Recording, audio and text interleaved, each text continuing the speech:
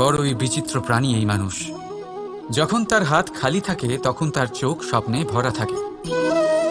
যখন হারাবার কিছুই থাকে না তখন অর্জন করার চেষ্টা করে যায় সে। সে নির্ভয় হয়ে এগিয়ে চলে প্রত্যেক সংকট, প্রত্যেক বিপদের সম্মুখীন হয়ে। কিন্তু যখন হাত ভরে যায় তখন স্বপ্ন দেখাই বন্ধ করে দেয় সে।